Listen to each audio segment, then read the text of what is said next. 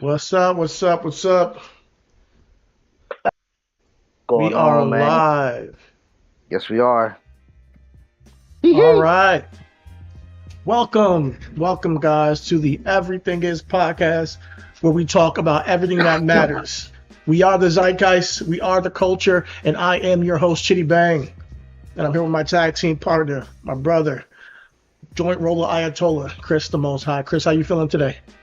As I'm rolling my Latin. Yeah, of We course. we on a time restraint now. I gotta go to the stove for the close tonight. Oh no.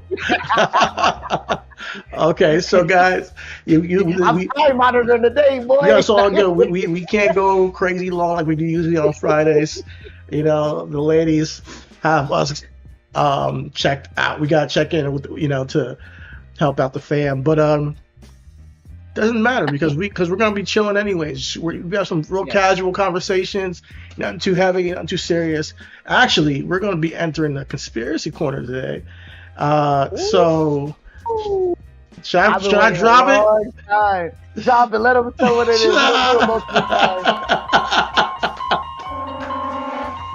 times. See, Chris has been waiting a long time to talk conspiracy theories, And if y'all know, listen, we are a growing YouTube channel. Like, YouTube is not very friendly about conspiracy theories unless you're Joe Rogan or something like that. So, Yeah.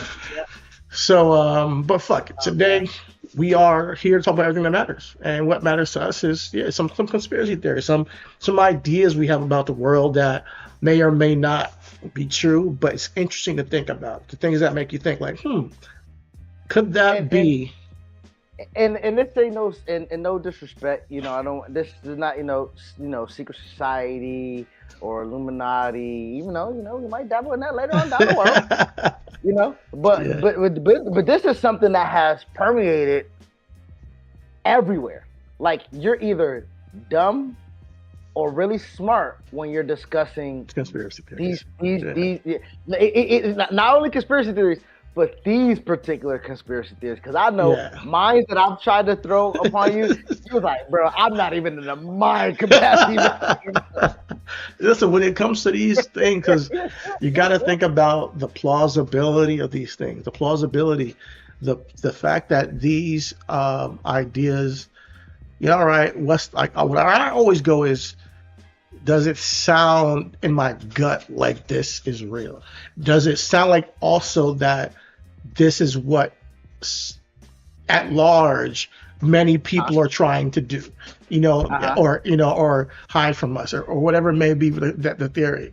So I always go that way. And today's name of the show is everything is a hologram, because I have, I think, a conspiracy theory that may or may not even be a conspiracy theory to some people, because I I believe this to some degree, even if it's not accurately whole that we live in a hologram. I think there's levels to, and the research shows that there's some plausibility behind it. And I'm going to get into that today. So that's why because I live I do a lot of spiritual meditation and all that stuff. So the sentiment of controlling your reality and trying to manifest things, it speaks to me. So this is what certain scientists have studied, and I'm going to tell you what I got on my phone of this research that I've gotten from it. And then Chris, he's been trying to get off this clone. No research at all, brother. Just pure vibes. Just pure vibes. He just heard it, and it feels like it could happen. It feels like it could be what's going on, and it's I'm not sure if y'all heard, but there's some theories that people have been cloned, human beings. So we're gonna get into that too. But yeah, man, I mean, we can start with the hologram thing if you want. Yes, yes. Let's Because start with we do have let's a start with the hard hologram. out, so you can get to the source level. You can just start up. Go ahead with the hologram joint. Let's see what the research that you found about the hologram as I go ahead and search my Twitter for all my likes of the cloning. All right, all right. How do I start, man? Okay. So first of all, let me kind of interview you a little bit and kind of get you ready, right? Through your you mentioned spirituality or spiritual journey. Mhm. What kind of lured you into the thought process of we might be living as a hologram, or we are living holograms? Um, I don't really know. I don't. Here's the thing. This is it's not like I believe we're in a hologram. I just think that it's interesting to theorize. I think it's Right. interesting to theorize because it's sometimes people say we're in a school, we're here to learn. Some people think that life is a dream. Some people think life is a game. And you pick your difficulty and you're like, oh, live that thing through and let's see how far you get. You know, because I think what appeals to me is the fact that through a hologram that to some to some degree we have chosen to come here, and it makes you feel like maybe there's ways to alter the programming, alter the reality you're living, and I think that feeling of having some control and power over the circumstances of your life can be a little bit empowering and soothing to certain people. Now, I'm not saying that it's true. I'm just saying that through my spiritual journey, I have seen that with meditation, you can get rid of certain type of programming that we talked about yesterday. Yes, we talked about programming, and that's what led me to this conversation of, you know, people say that, sometimes we're living in a hologram, and, through repeated thoughts, you can alter your realities. And I think people think that, oh, I can just think in my mind, oh, I want a G Wagon, I want a G Wagon, I want a G Wagon, and a G Wagon appears. And that's not necessarily how that's not what they mean when they say, the power of thought or the power of manifestation. So I never thought I'll be talking about that on the pod because, we talk about all types of current events. But fuck it, this is everything is. And I think everybody who's interested in a spirituality conversation can come here and take what you want, leave what you want. I'll be honest with you. There's a bit of things I take from the spiritual community and how and there's things I leave. There's certain things that are very beneficial to, you know, living in the now and living in the present and trying not to like, have anxiety for the future or worry for the future or have guilt for the past things you may have done or shame or whatever, and living in the present so that today you're living your maximized moment. I think that's something I take with me, and I have to remind myself to live in the now because if you really think about it, there's no tomorrow, there's no yesterday, there's only now. There's only ever been a now if you really think about it. So yeah, Like, what explain that to me? so there's only the past and the future only live in your Hmm. mind. They only live in your mind. The only thing that's tangible is the Hmm. now. I can only, you know, pick up this pen and play with it in the now. Now I can put it down, and the fact that I picked it up is in the past. Like it's not real because it's not something I can. You can't hold the past. You can't hold the future. You can dream. You can put that in your brain. So the concept of the past and the concept of the future are definitely very, very real. But as far as when you say real, as in tangible, um, that's what that phrase means. Now it's like there's only the now only the now has only existed. It's only every single moment, not even second, every moment that passes is what really is happening. Okay, so with that being said, um, in okay, what's a hologram then? A Okay. hologram is a hologram like in the well, yeah, what like so like Okay. The, so the practically. concept of the hologram comes from a certain type of these primarily these two because there's been a couple of physicists and neuropsychologists that have just studied this, but um, there's a neuropsychologist by the name of Carl Pribram. I think that's like Pribram. Pribram, Carl, with a K. Okay. Pribram. He's a neuropsychologist. And then there's a neuroscientist and psychologist, Richard J. Davidson. They collaborated in the 1980s to bridge the gap between neuroscience and the subjective experience of consciousness. So, like, just being conscious of your reality. And the Hmm. specific connection revolves around a landmark book and theory connecting the mind and the brain.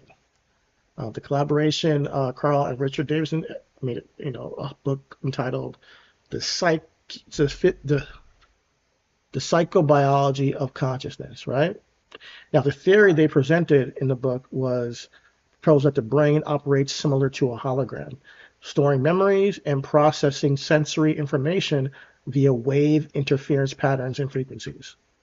Um, So, along with that, their work explored how brain bridges objective neural activity with our subjective everyday experience and reality. So, what you actually are doing versus how you perceive it. That's what they studied. So I asked, I was looking to see if they believe that we live in a hologram in the the sense of we are not real almost. But what I found is that that's not exactly how they perceived it. To understand what they actually believed, you have to understand Pribram's idea split from his work with Davidson's and merged with theories of quantum physics with David Bohm, who is another neuroscientist. So Paul Pribram's view is that he sees the universe as a hologram. He did not believe we live in a simulation or science fiction style hologram. Instead, he believed that objective reality is a vast interconnected frequency domain, a blurred haze of energy waves and interference patterns. Now, I know that's like word salad to some people, but basically, what you see as radio waves is what creates all types of matter and our thoughts and our intentions and our mindset as well.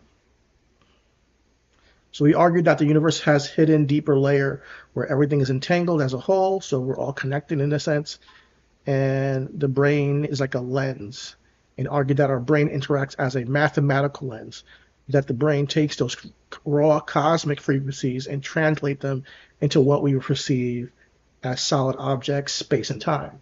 So we're taking in frequencies and our brain projects it, and our eyes are like almost projectors, and that, which is kind of crazy, right?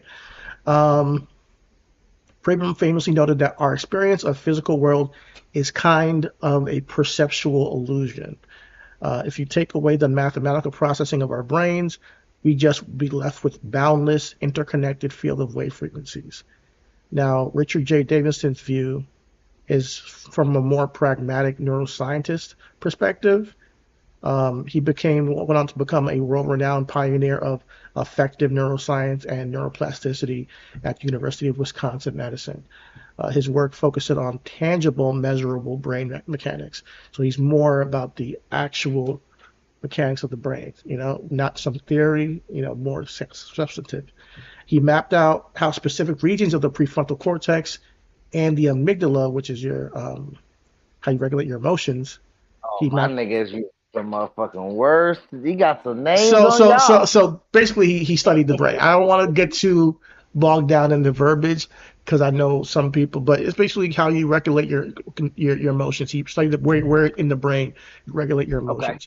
He collaborated Okay. with the Dalai Lama to study how meditation physically alters the brain, and he views consciousness through the lens of mental training and well-being rather than quantum physics or cosmic holograms. So they then split in their views of what their holographic vision was. In short, Pribram believed the brain was a holographic receiver decoding a holographic universe, and Davidson uh, looked at it as mathematical models of the brain, but kept his own work rooted in how we can train our brains to be happier and more resilient. And I think that's where I lean on, trying to be more happier, more resilient through meditation. So there's ways that they say we can control our state to live a certain type of way, and I'm gonna break it down with you with a little story or a little analogy, like or um, an imaginary scenario. So let's follow in your mind. You can close your eyes if you want. I'm going to tell you about a woman named Maya, and in each step, I'm going to explain to you what the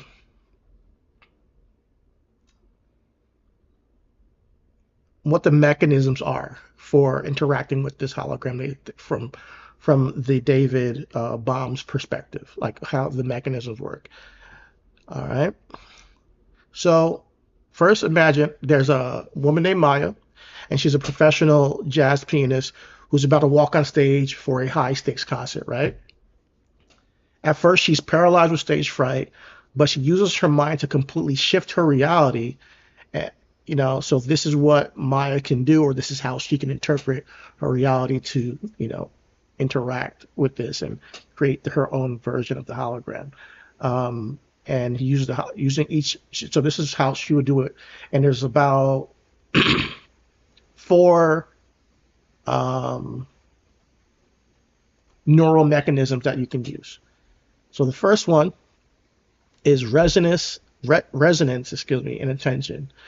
The concept is that your brain waves are a radio dial. So if you tune the dial, your thoughts change your frequency, tuning you into a different version of the cosmic hologram. So the scenario is that she's standing, waiting to go on stage, Maya. Her mind is racing with thoughts of failure. Her brain is firing chaotic, high-frequency beta waves at this time. Now, because of this, she scans the auditorium. She locks in on a critic in the front row who looks bored. Her subjective universe becomes hostile. It becomes cold and terrifying, right? Okay. Now, how she can use resonance and intention is she can shift by stopping. She will close her eyes, and she can intentionally. Sorry, we lost Chris. I'm not sure what's going on there, but let me go ahead and go on to explain. So essentially, this pianist can stop, she can close her eyes, and intentionally visualize a memory of playing music effortlessly as a child. Now, y'all can do this too. Like, say you are going through something in your life. All you have to do is try to. A lot of people say you have to try to remember a good time. I know I deal with and battle with anxiety. And that's the technique that I use. I try to imagine a better time that I experienced and get my mind to calm down. So Maya, she can close her eyes and intentionally visualize a memory of her playing the music effortlessly as a child. This then can shift her neural oscillations into a deeper resonant, following an alpha theta state. So it's a slower pattern of brainwaves. She can calm down by envisioning a calmer time when she was easily playing the music. The result, now when she opens her eyes, is that the hostile energy vanishes. Her brain is now resonant with the frequency of joy. She looks at the exact same crowd, but now she perceives a room full of warm, expectant, and supportive beings. And that's the first technique of your neural mechanism to change the hologram. Now, a lot of people will say, well, that doesn't mean you're living in a hologram in the sense of like, this is not real. It means that this is actually almost more real in the sense that it takes into account your emotions, it takes into account your brainwaves, and if you take a moment to then reframe and re-regulate yourself before you do something, even with me, the podcast, me and you, every time, before we went to our first pod, I said a little prayer, something like that. A short moment of intention can change the frequencies, thus changing the next moments of that reality. Okay, so what I'm now, from everything that I'm kind of like internalizing, is, in the simpler terms, if you think it, you are it, or if you think it, you can place your spirit there to like visit it, and then once that is, I guess, imagined or visualized, then the actions that you take, the steps that you take in the physical, is that kind of and the actions you take can be received in a more ideal way that is more appropriate for what you desire.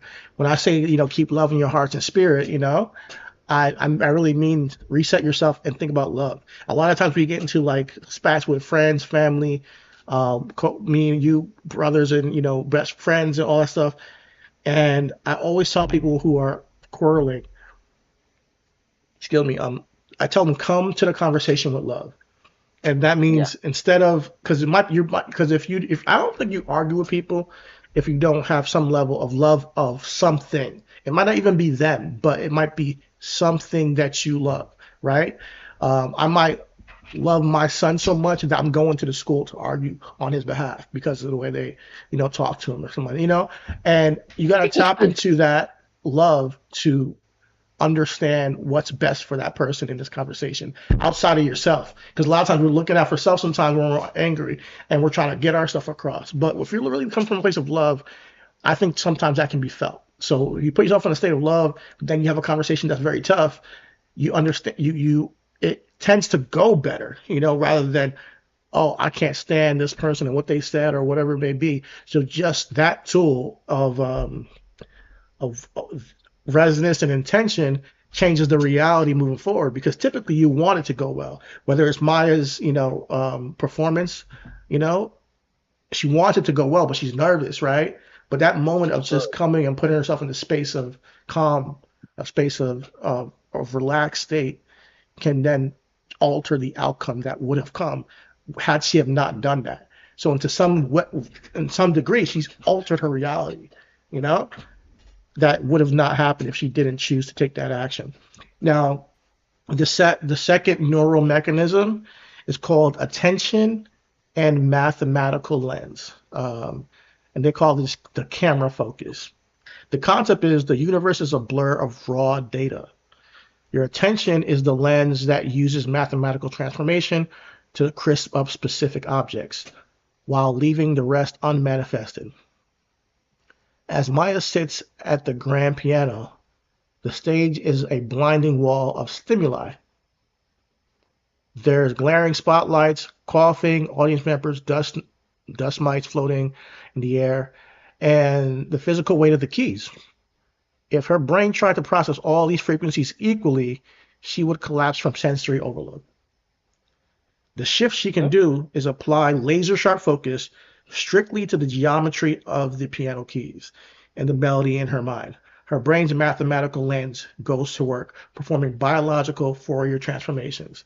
Now, me and you, we do this podcast, and for a moment we tune out the world, And not only that, for me to go and edit a clip from this podcast, I have to tune out the world and lock in on that. If I start taking into all the noises I'm hearing, and I can't do my best job, on this pod or with editing. If I'm not editing, if I'm with my nephew or if I'm with my family, if I'm keep thinking about work, I'm like, oh, I gotta get back to the pod. I gotta keep, and all the noise in my brain. Oh yeah, I didn't get this done. I didn't get that done. Some days I tell you, yo, just go be with the kids, be with the family. Ignore Memorial Day weekend. Ignore the work. Focus in the moment on what's in front of you in the now, and that changes the reality because the frantic energy of trying to interpret all those energies, all those frequencies of what's going through your brain of what needs to be done can change the current outcome, the current experience.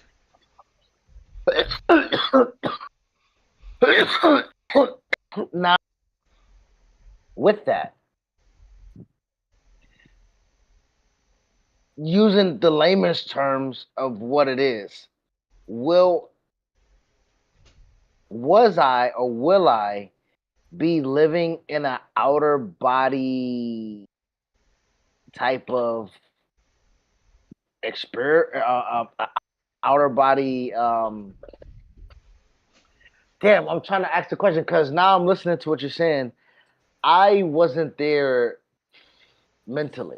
I was there physically, right? And when you say, we don't have a yesterday or tomorrow, we have us right now. There is a real legitimate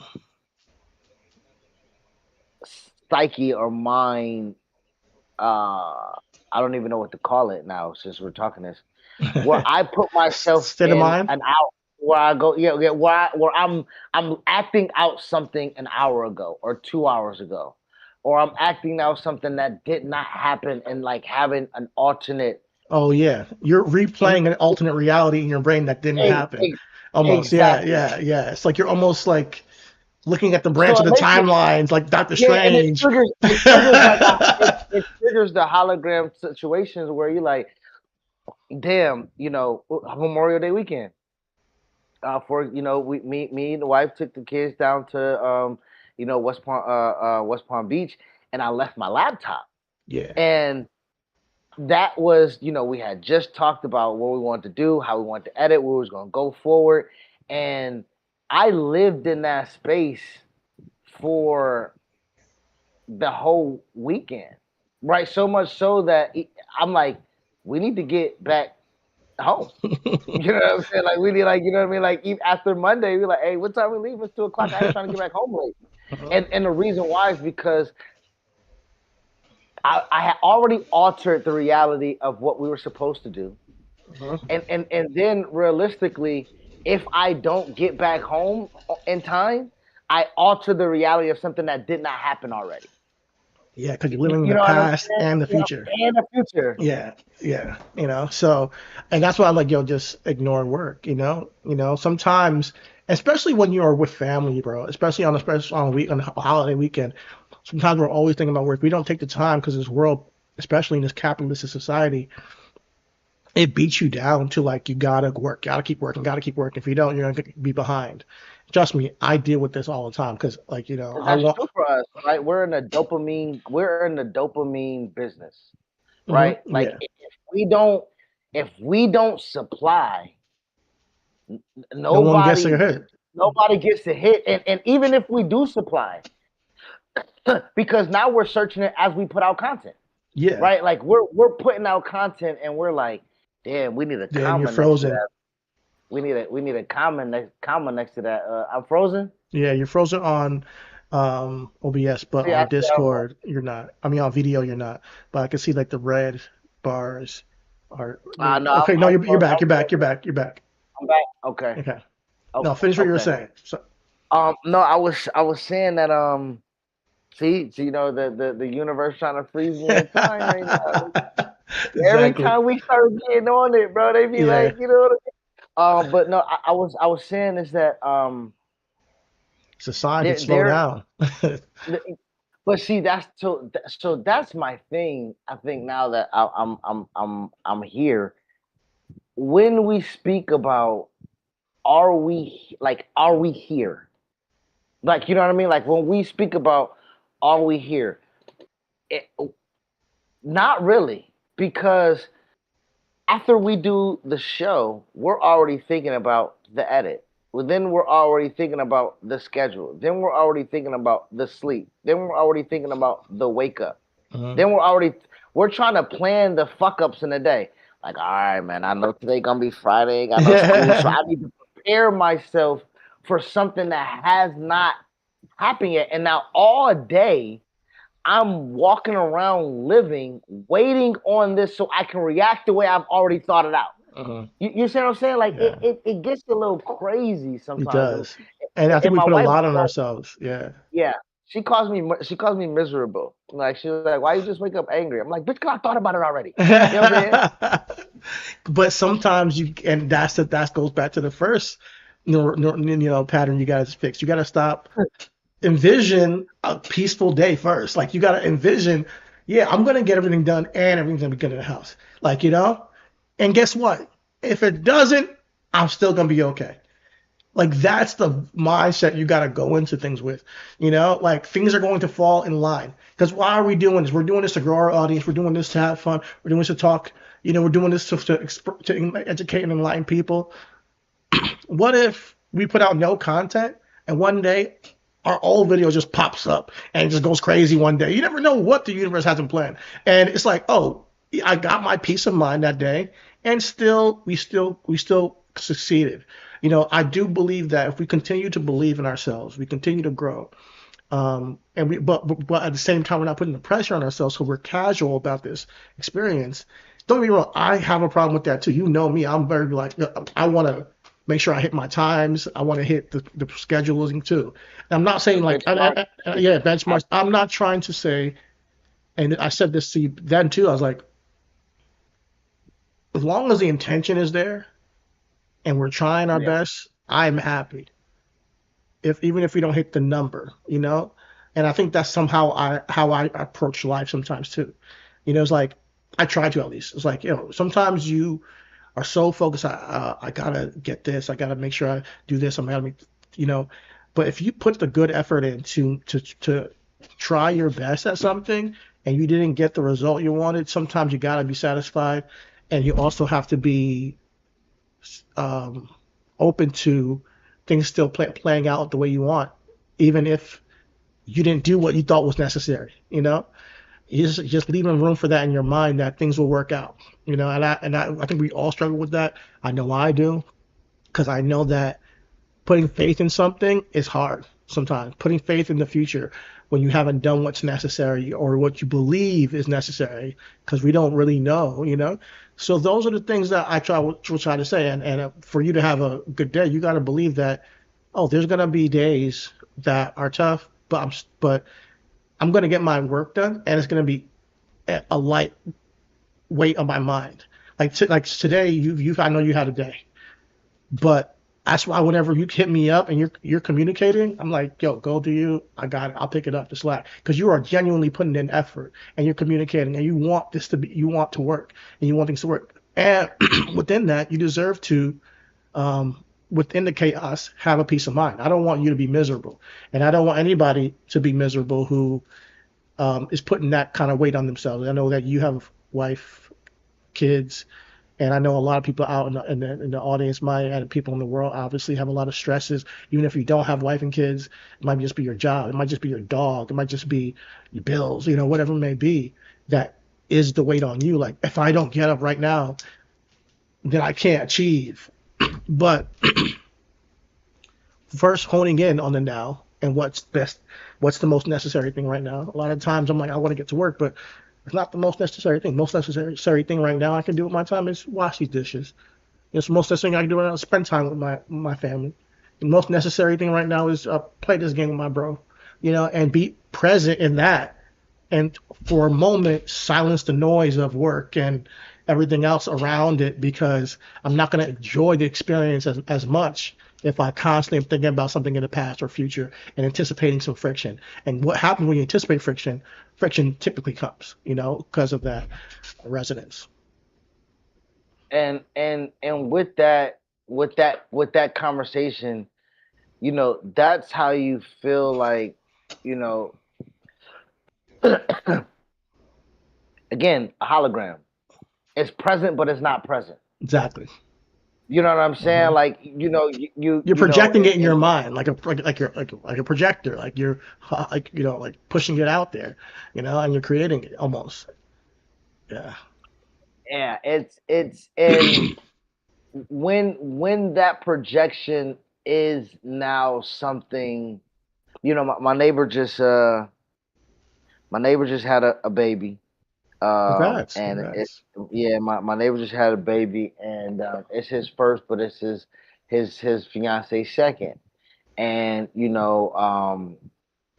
he had a projection of what it would be like having his first child and then having his parents involved and the whole grandparent thing. And me too, me as well, and no shade, no disrespect, 'cause my mother-in-law is right here at the house right now, and she does as much as she can when she can do it. But I remember being at this lady house all the time. This is my grandma right Uh-huh. here, you know what I'm saying? I used to be at my grandma house all that lived there. That was my address. That was my school district address. Even though my mom, we had a house, around the way and everything Okay. like that. So like being at my grandma house, or when I used to go down to my dad and my dad had to work, and clearly I'm at my grandma house, right? So like that's the core memory and that's the core relationship that has been what generation are we? millennials. What generation? Okay, so that's the generation I believe that last had that memory. Like to have that. So as we grow up and we have the projections and we thinking of what grandparents supposed to be or what grandparents are right now, my mom, my mother-in-law, she's still working. You know what I'm saying? Like, so my mom, she at one Yeah, point in time she was still working. Like, you know, you get the idea that grandparents is old and I ain't got shit else to do but watch the grandkids and go to, Sunday school service. Like, nah, man, like, yeah, these grandmas 50. They yeah, still trying to go out to happy hour still, maybe. You know what I'm saying? Like enjoy a cruise, whatever the case may be. Like the obligations of things have changed. And so my man's is they was only here for like a week and a half. And he was like, I'm by myself. I had to get into my mind that like, we're on our own. And, yeah, as a person who's been, a father of three, and for majority of this journey, we are, on our own. The majority of our godparents are, out of state. yeah, My brother right here, Patty, Vanessa, Cassie, Rich, OG Dave, all our godparents, our grandparents are not close by. My mom's in New York, my dad's in Alabama, her mom's down in West Palm, her dad's down in Kendall. So like that immediate like call upon, that immediate kind of outreach, we're leaning on our neighbors. We're leaning on, you know what I'm saying, people that we find within the community, yeah. at school or whatever the case may Takes a be. And village. that's That's what they say.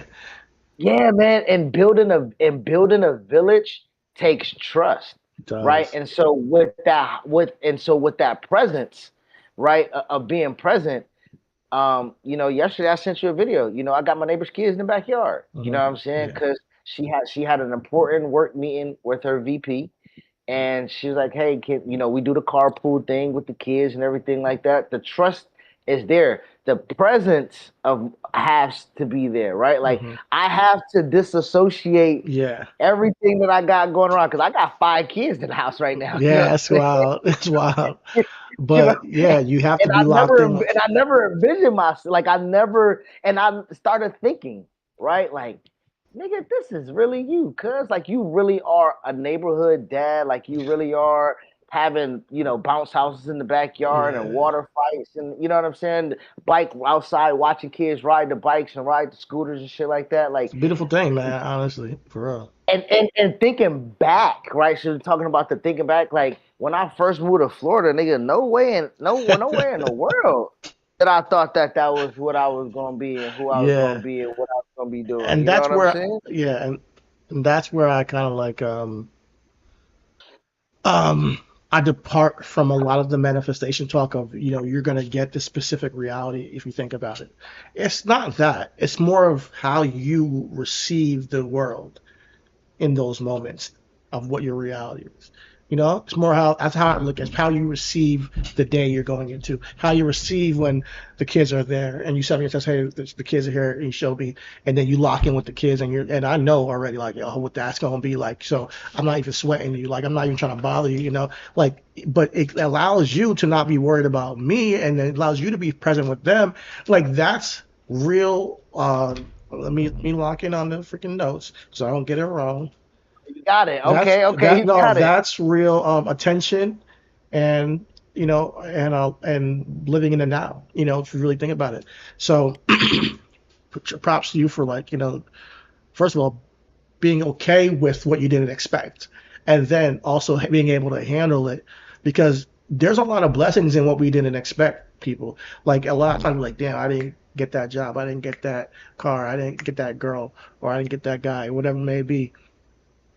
But there's a lot of blessings that come to that. One thing about a relationship, me, I'm single right now, right? I'm so happy with the free time I get to do things like this and be attentive and do some of the work when my bro can't do it and tap in and because I have the luxury of giving more time to different creative projects and whatnot. Don't get me wrong, like one day I'll get back out there, but that there's a yin and yang to everything, and I like to live in the whatever the bright side is of that situation. I'm not sure if it's the yin or yang, but I think I will live in the bright side of my current circumstances to get through it with enough grace and perspective, so I can deal with the now in the best way, so I can have the best outcome moving forward, rather than being down on myself, because of whatever I don't have or want. And I think a lot of times with social media, Instagram, Twitter, Facebook, whatever it may be, TikTok will show you lifestyles, things that you want. It knows exactly who you are and what triggers you and what pushes you and what makes you want to live and what interests you. And you're gonna be like, damn, I'm not doing that. And I know we've all felt that, damn, why can't I have that? Why can't I do this? And the truth of the matter is, while you're doing that, you're missing the blessings that you do got sometimes. And I don't want anybody to miss that. So continue to live in the now and use the mathematical lens to, just like Maya, zone in on those keyboard, zone in on the notes that you need to hit, so your brain can calm down and take in what your gifts are. And I got two more neurological tips. I'll just say tips. The third one is coherence through meditation, the clear laser. That's what I try to do. Stress creates scattered conflict brainwaves, like a flashlight. Meditation synchronizes those waves into a single powerful beam, like a laser, projecting a harmonious reality. The scenario. Halfway through the first song, let's say Maya is halfway through the first song, and she strikes a wrong note, right? Instantly, her amygdala sounds the alarm. That's her emotions in the brain. Sounds the alarm. Different regions of her brain start firing out of sync. Her left hemisphere is panicking about the error, while her right hemisphere is trying to remember the chords. The hologram of her performance begins to stutter and feel clumsy. So it's almost like she's like bringing up the mistakes and making more mistakes.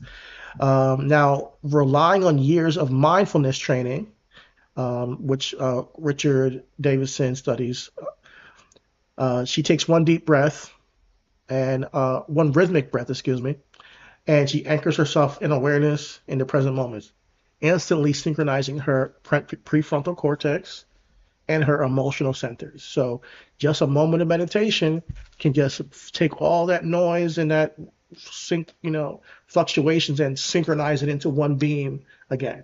So that's another tip and tool, is to use meditation to synchronize yourself into how do they put it? Into one powerful beam. It's meditation synchronizes waves in your brain into one power beam, like a laser, rather than a flashlight which spreads out. So the result will be her entire brain enters a state of high global coherence. The scattered flashlight of her mind becomes unified into a laser. Instantly, the music smooths out. The mistakes seamlessly absorb into a brilliant improvised transition. And her hologram of her performance becomes flawless again. Okay. And then the number 4 is overcoming perceptual illusion. And we were talking about this yesterday when it comes with the programming. We were talking about this when it comes to how you perceive the scenario, whether it's the reckless ban situation, or whether it's how it is being black in America, or whether how the apathy when it comes to the political climate, how we receive all that stuff. It goes to overcoming perceptual illusion, because even though it may feel like we have no control, even though it feels like some things might be menial things, the perception makes it real, So the concept is that the brain tricks us into thinking that we are separate from the world. Realizing the universe is interconnected allows you to stop reacting blindly to external threats. Near the end of a concert, the loud feedback screeches. Near the end of Maya's concert, a loud feedback screech erupts from the venue speakers. To a normal performer, this external object is an enemy disrupting their show. It creates an instant reflex to cringe, stop playing, or get angry. The shift. Maya operates from a holistic awareness. She doesn't see herself as a separate entity reacting to a separate speaker. She recognizes that she, the piano, the audience, and the accidental noise are all a part of the exact same unbroken holographic web of the evening. Instead of fighting the illusion of a disruption, she leans into it. She holds a long, echoing piano chord that perfectly harmonizes the frequency of the speaker screech. The audience gasps, thinking it was planned, avant-garde, a musical choice, by refusing to treat the environment as separate from herself. She completely masterminded the hologram. So that's her story, and this is a made-up woman, of course, but it gives you a perspective on how we can deal with the external world, the things that we can't control. That last tip, and how we respond to it. And what I try to do is be an alchemist in a sense. I know that might sound weird, but when I take in a bad information, I will try to see how I can, you know, work with the energy of that into finding the good, even though as hard as it may be, or how to prevent something like that bad from happening in the future. So my mind goes to that usually, and I'm still working to become better at that. But through meditation, through that, I'm now trying to. And I have my ups and days and down days. I deal with anxiety, but I thought it was interesting to speak about because we're talking about programming and how we can unwire programming, to live a better reality. And in a sense, the hologram is not that all of this is necessarily fake, like the first scientist was saying, and that we are just, projecting everything out, but more of like how we respond to our environment to create our new reality. Because after Maya's performance, she gets a standing ovation. In my mind, I'm thinking she gets a standing ovation because of all the, you know, tools that she may have used to get through that performance. Whereas before, she was extremely nervous and going into it might have reacted to the noise outside her mind, reacted to the bored person in the crowd, not being able to focus on the keys when there's, all the bright lights and the light, all that stuff could have overwhelmed her senses. But using those, neurological techniques, you can really hone in on your life and be a more of a, what's the word? More of an intentional projection, I guess, of the hologram. Now, my brother did a very great job presenting the smart side of this conversation.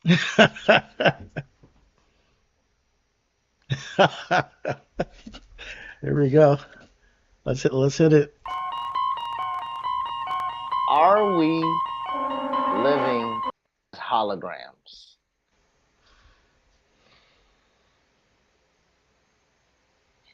Because now, as we talk about it, the conversation gets more in that when you do bring in this type of person, right? Because the question will be, scientifically, you can prove it.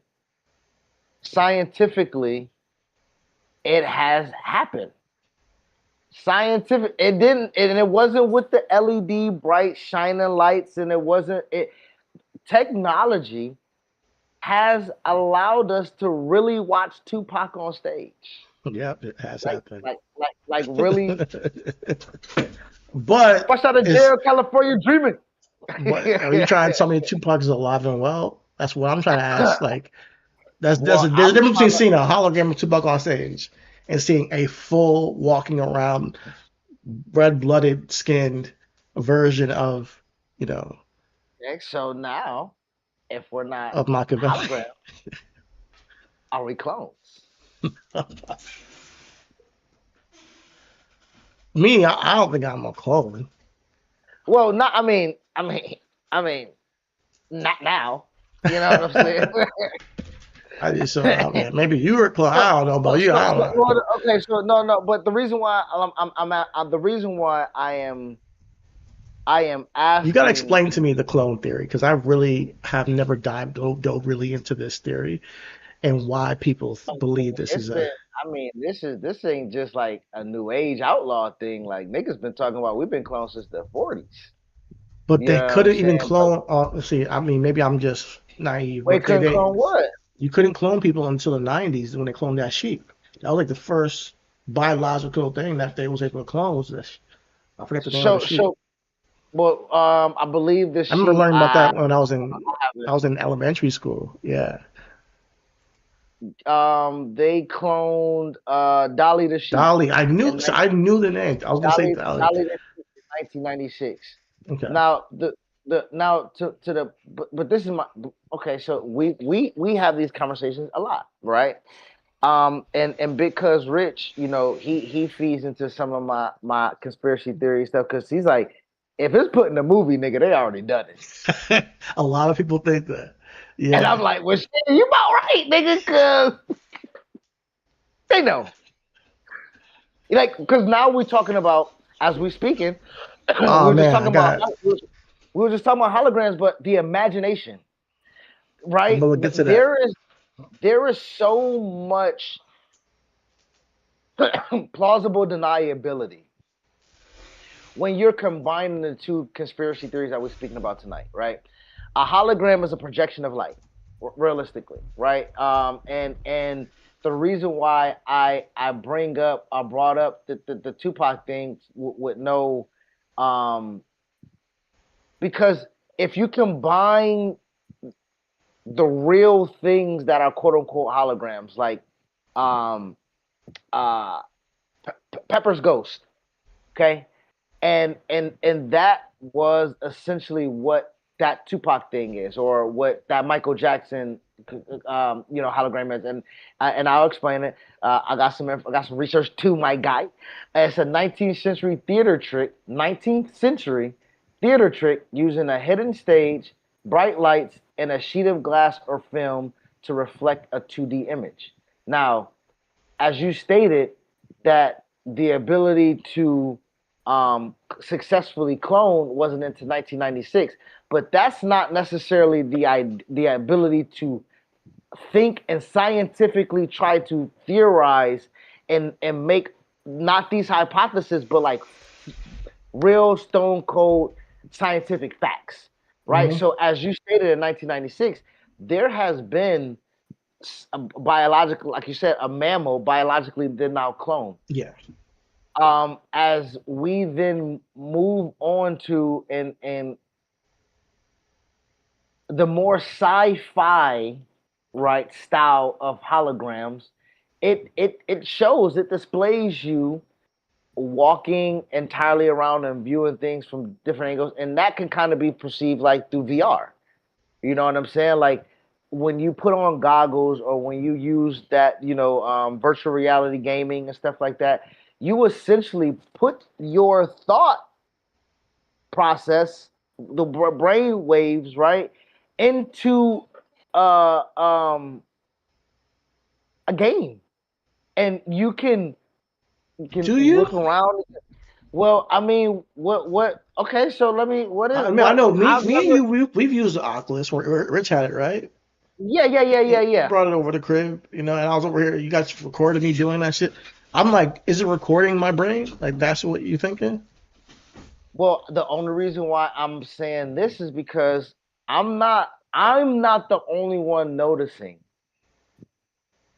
Why your headphones are coming back, are they not? Like there are a lot of Oh, prominent people, and especially athletes, from where I've noticed it from, okay. where the radiation from Bluetooth headphones are, and there's a patent, I believe, for Bluetooth headphones to read the brain waves. Let me, and I'm not even. Hold on. Uh, You scaring I me, feel man. like I I'm can give wearing it Bluetooth what I right do. now. I Is mean, there? I know that wired headsets, especially Apple, they have a big mic on them. That's what I know. But maybe that's why people have been using them. But I don't know about brainwaves being read by Bluetooth headset. Yes, I haven't there heard it. is several patents for Bluetooth headsets and earbuds designed to read brain waves. This technology uses EEG sensors built directly into earpieces to measure a brain's electrical activity. Apple's brain reading earbuds. Apple has filed several patents detailing technology that equips earbuds like AirPods with EEG electrodes to monitor brain activity. The goal is to detect neurological conditions like seizures, track sleep patterns, and potentially control devices using neural signals. I'm sorry. Portable brainwave Bluetooth headsets.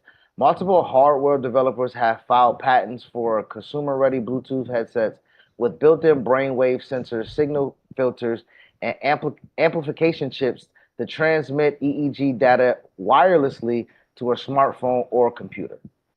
So, What is yeah. Can you find out what's the purpose of that? Like, what is the purpose of the patent? Like, why do they need the brainwaves? Is the purpose for the data of the brainwaves? Let's see. The brainwave data collected by Bluetooth headset is used to monitor cognitive wellness, track neurological health, and build hands-free device interfaces.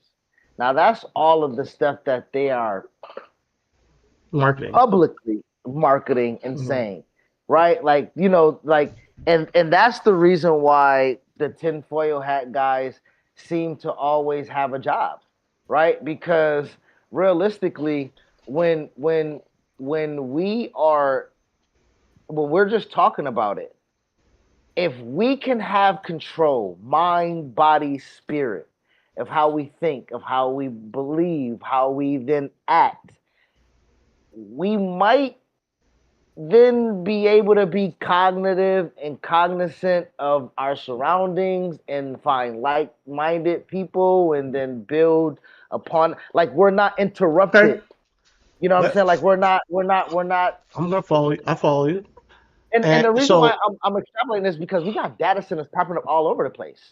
We have the cloud, right? So, we don't, again, not knowing that when we put in Bluetooth headsets or headphones, that brain cognitive waves are being, and we don't know if it's being not only tracked but kept. Okay. Yeah. You know what I'm saying? Like just throwing shit out. No, 100%. I'm following you. So if they keep someone's brainwaves, do you think they have memories? It's just a wave pattern. No, yes.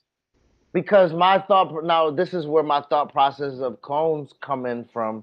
And that's why I'm at. The reason why it's becoming a little bit more with the technology we're speaking of, right?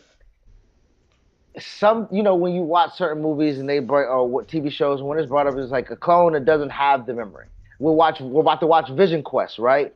Vision Quest, and at the end of WandaVision, White Vision did not have memory. He did not have memory or data of Vision's life, and I believe he once that entered, it changed him. He was no longer controlled. He was no longer just this. And I have to go back and I'm freestyling here, but I believe White Vision was just like a damn near like a murder for hire type of fucking damn, I'm talking now. Hold on, give me 1 second. Listen, I'm here with you, bro. I'm like WandaVision with White Vision. Okay, Hex Vision confronts White Vision, who was rebuilt by Sword. Okay, I knew it. Sword built Vision with no. That's what I'm trying to say. Sword had built a White Vision, and when they built Vision, they built him with no memory. Like they built him with like no data of the other of the Hex Vision or Vision or whatever the case may be. I do really remember that. And then like something happened. He like pressed the thing here or he pressed the button here or something. Like he and he absorbed all of the data, and he's like, like awakening type shit. You know what I mean? But to your point of you asking about why keep the break the wavelengths and things of that nature, the point, like, I don't believe we are cloned, but we have the ability to be cloned on our little license thing that has organ donor. Like, so I'm just thinking stuff like, Okay. like stuff like that, or Well, when or whatever the case, or um, I'm following you. So I put in, can a memory be deciphered from a brainwave? Just put that into Google, right? And what it said to me is that a memory can be deciphered from a brainwave, but it is not as simple as reading a text on a screen.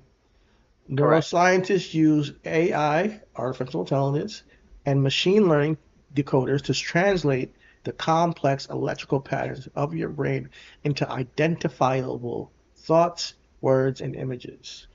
Instead of reading a universal mind code, modern technology deciphers memories by matching your unique neural signatures to specific concepts. Uh, Quick question. Just before you, I just want to ask you: does this might seem like if we're wearing a headset or a Bluetooth and we're listening to music or watching a video or coming across something like that? When we say our phone is listening to us, or like they're reading our minds, like we've said that before, realistically, is it how our brain peaks when we see a certain ad? Is it because how our brain peaks, or the way, like when we're listening to a certain song, or like, or when we come across a certain photo? Like, is that what I'm reading from what you're, if that's what I'm receiving from what you're reading? Is that you're well, picking up with that? I'm not. I don't know, man. I'm lost, bro. I'm like, when you keep going down a rabbit hole, you can go so many different ways. But it says scientists have successfully deciphered several distinct types of memory data. Sleep replays. Research from the University of York shows that when you sleep, your brain experiences rapid bursts of activity called sleep spindles. AI can look at these spindles and decipher which specific memory you formed during the day that your brain is currently moving into a long-term storage. Um, Visual reconstruction. By pairing brainwave data with generative AI tools like Stable Diffusion, researchers can decode the visual cortex activity to literally reconstruct images or video clips a person is actively viewing or remembering. That's just crazy. Language and thoughts. When people recall or imagine words without speaking them out loud, AI can isolate linguistic information from the alpha, beta, and theta frequency bands to generate continuous text of their internal monologue. So they can read your thoughts. They can read your thoughts. Now this is worse than cloning to me. I'm like, because I don't believe in the cloning shit, but they can read your thoughts. That's crazy. Then they know what you're gonna do before you do it. Which, I mean, which goes back to predetermining and living within a hologram, right? We can tie it all together, right? Like, if they can, if someone can control, how you think, right? Like, realistically, like, we're not talking about propaganda and everything like that. If you, off the free will, are utilizing a piece of technology that then, which we all do, receives your facial recognition, right? We're on camera right now, going out into the ethos of coding that we have no articulation about. But when AI generates us, we're gonna be like, we didn't authorize that. We didn't whoop de whoop, or whatever the case may be. They're creating a version of a hologram of us with that. And if Yeah, they have our voices, yeah. and if they have our thoughts, they have a cloned version of us. Digitally. digitally, Now it which says which no, again, go ahead. something that's digital can form in the physical as we just articulated, Low key, what I think about with this cloning thing before I get to the limitations of what I just said, because there's limitations on this reading new brainwaves to recreate memories. But before I get to that, what I think of with this cloning thing is more of I don't get why they would want to clone certain people. I just don't get it. I don't think there's a benefit to that outside of but because I don't think that's like people say they clone Jamie Foxx, they clone Kevin Hart. Like I don't believe that stuff. But what I do believe that this technology would be used for is for them to clone Elon Musk. So Elon Musk can be immortal essentially. Like that's where my mind goes. That's more of a plausible use of cloning. Let's clone Elon Musk, get all his data in AI and put and reboot that into the. They're already doing the Neuralink, so you put in a chip in your brain so you can now interact with interfaces within your mind.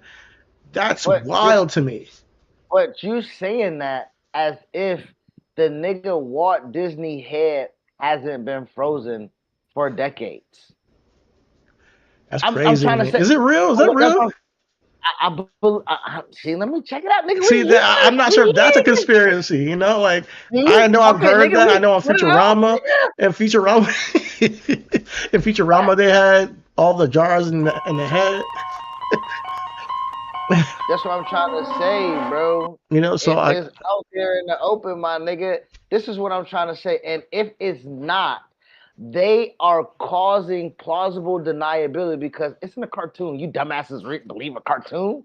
You see what I'm saying? Like they force people to be like, I'm not crazy. I'm not crazy. Put it right in front of us. You don't see it. You don't see it. They're making a joke of it right in front of us. You don't see it. And niggas be like, no, bro, Futurama's just a funny ass show, nigga. And niggas be like, okay, but what about The Simpsons? And niggas be like, well, okay, what about Family Guy? Okay, well, what about American Dad? Like if the joke keeps repeating itself, my thing is either the creator knows that it's working, or the creator knows that this string is something that niggas would never pull on long enough, you know what I mean, to see what's on the other side. I also will counteract that with a point that is also another conspiracy theory. Some is people who have out of body experiences that said that this is just one of the worlds. Like there's many worlds, right? And everything in media is of frequency sound waves that come into consciousness because it actually exists in another world. Like there is actually, a world of the Greek mythology, a world of Atlantis. These are things that actually exist in another state of consciousness, essentially.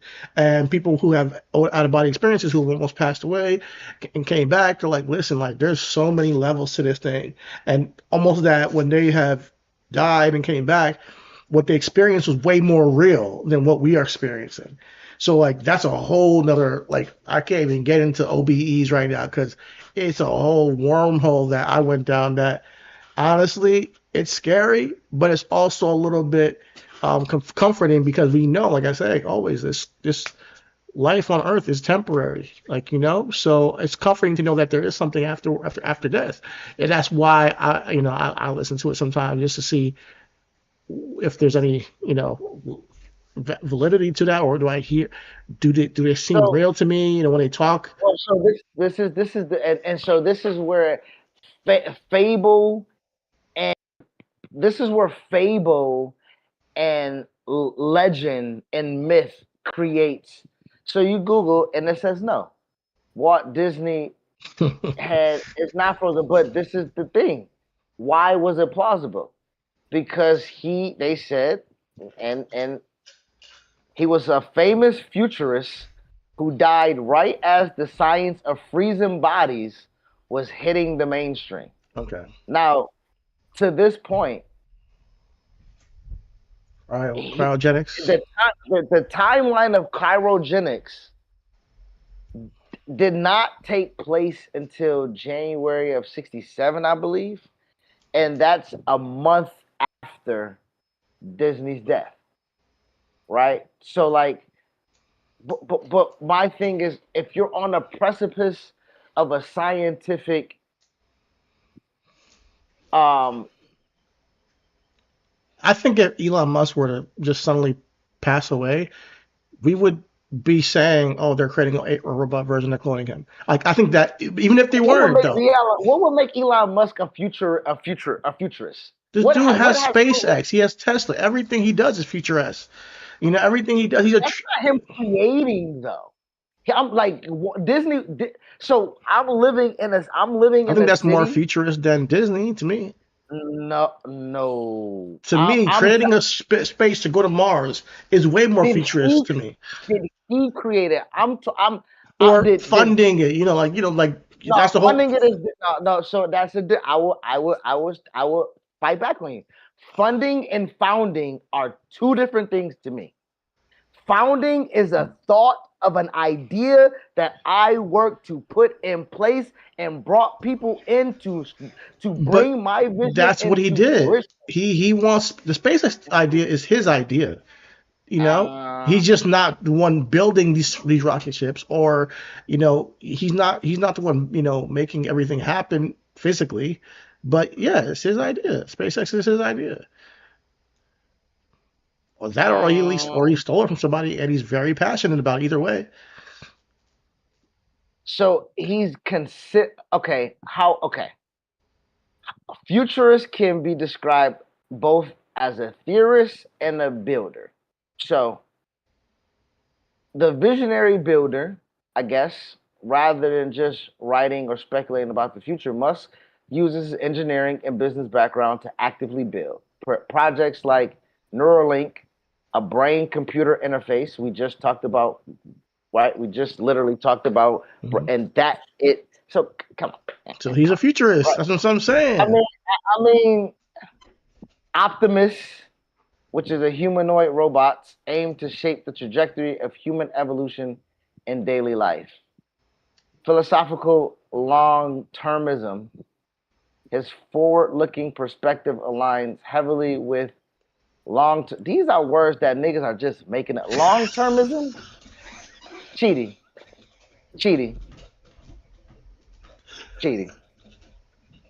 Long-termism.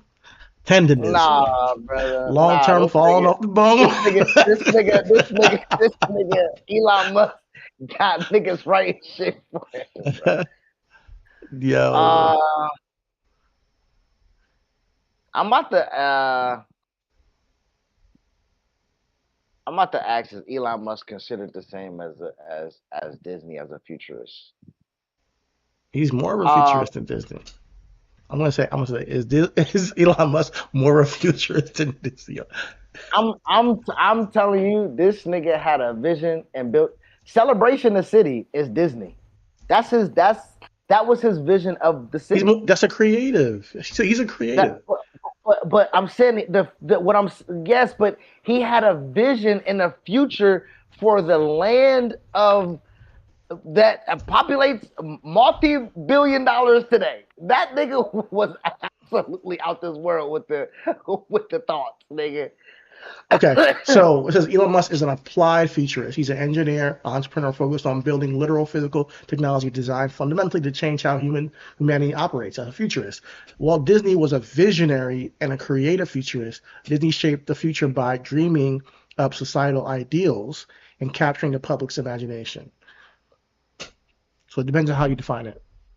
Yes, so Disney, and to your point, and this is where we say optimistic harmony and existential survival, right? Disney's futurism was rooted in a mid-century optimism, focusing on comfort, harmony, and progress. Musk's futurism is driven by urgency and existential risk, right? Focusing on saving human consciousness from AI threats or planetary collapse. How the fuck do you consider him nigga? Are we able to get on SpaceX? Like, he's creating stuff for him to go to for him. But that doesn't mean you're not. It's not the future. Futurist. But you said for humans, though. Like this. Now this is what we're talking about. Futurist is future. It doesn't nothing to do with like for everybody. You know, like it means just the future. And if you're making like chips to go in people's brains, that's a futurist thing. You know. So when you talk about cloning, I think that all of that Yeah, he might be like, oh, I can become immortal. I can just use the Neuralink to put my ideas and my personality into that, and then clone myself and I'm a trillionaire. But So like, so for you thinking that he does that, do you not think that for you thinking that dude is Musk the is real life irrelevant? Bastion of the X-Men '97. He's Bastion. He's creating a whole force of, you know, X-Men robots to take over the world. This dude is weird, bro. He's like a villain. He's like a real life villain. But to your point though, has that ideology ever been available before him for us to not think that it's been utilized before what he could create? No, yeah, I think absolutely, possibly. I'm not gonna say no, but what I'm saying is it's more likely that I see it used in that manner of clothing than, oh my God, Jimmy Fox had an accident. We didn't see him for a while. He probably's a clone now. Like that to me doesn't really resonate as much. I think it's more likely that the elites are going to use cloning to be immortal, to never, never die. I mean, for you to say what you're speaking of and say that they won't use it, they won't use it for Jamie Foxx or Kevin Hart or Will Smith or Janelle Monáe or whoever else the motherfucker then just can't. Nigga, Trippie Red said I'm a third gen clone. I'm like, why the fuck they cloning Trippie Red? You know what I'm saying? what I'm trying to figure out, what I'm trying to figure out is why so much niggas know about cloning, nigga, and what the fuck is going on. That's my thing. Like my thing is that like If for they're cloning Janelle Monáe, just make me a version of Janelle. she said it's three of her. Oh Oh, God. she said it's one for the music, it's one for my family, and it's one for outside. I'm like, bitch, what outside your name at? Preach, yeah. Let But, me but get one order of outside Janelle Monáe, please. oh, you know what? And how we about to pay for it with the time, nigga? I'll give up 3 years. Yo, man, Janelle's fine as hell, bro. Oh man. But to this now, so to our so we've saw the movie Out of Time or End of Time or whatever that joint is with Justin Timberlake. You know which one I'm talking about, right? Have you seen that Yeah, movie? yeah, I've seen it. Okay, with that being something that has been made of, right? And we talk and we see that there's a social face card, like and where's that? China? I don't want to disrespect. Is it China or Japan? I think it's China that has the facial social score. Oh Like you know what I'm saying? Like no, they really do that now? I didn't know yeah, that. That's you like think that they did episode of Black Mirror where they had a social score and it was called like just like she's pretty much just I think crashed they do. out and I think China has a social she score. ended up losing her job, losing her boyfriend. Like she became a complete mess. Like, because she just made a little mistake here, little mistake there, and then she just looked like a complete loser by the end of the episode. It's one day, her whole life was fun. It was China. Yep. That's China is the crazy. country that utilizes a highly controversial social credit system integrated with massive national network of facial recognition cameras. The This system world operates is through mass so surveillance. weird. Oh my god. China has extensive network with AI powered surveillance cameras, sometimes called Skynet. Again, something that we saw in Terminator 30 years ago. Niggas was already talking about that shit. But anyway, yeah, they use Skynet cameras equipped with real time facial recognition. And so what it does is behavior tracking. Right, these cameras monitor daily activities. They flag infractions such as jaywalking or anything like that, or track individual behavior. And there's rewards and penalties with it. Right, data collected is used to assess an individual's trustworthiness. Wow. Citizens with higher scores are rewarded access to better schools, easier Whoa. travel visas, and etc. While those with low scores face penalties like restricted access to loans, public transportation, and certain jobs. While there is no single unified national score for every citizen, the government uses local pilot programs, algorithms, and vast amount of personal data to monitor and regulate both corporate and individual behavior. So, when we're talking about our president and said futurist Elon Musk was on that motherfucking plane in China, I'm trying to figure out what the data chips and the flock cameras and the this and the that and then all that. Yeah, how it all What comes the together. fuck Yeah. are we talking about right now? Oh Like, my what are goodness. we fucking talking about? The surveillance state is gonna be is already crazy if you really think about it. That's insane. I did not know that about China, honestly. I did not know that about. This is Black Mirror, man. Shout out to educating the ignorance. Yeah. And to your point, Black Mirror, back to the point of the conversation of where they play video games. If you watch the episode, them niggas put shit on a temple and they put themselves into a video game, acting to what I was talking about of the joint. Niggas really do put on that VR, nigga, and get a pocket pussy and think that they fucking Jada Fire, cuh. Like they put themselves in a reality where them niggas are slaying Roxy Reynolds, my nigga. Minnie the Stallion. I sound like Uncle here, nigga. Just name it. Oh my god. Isn't that something, bro? No, but like when it So, comes to even the AI stuff, like you're gonna, I feel like we're going to a place where we are controlled by our surveillance completely.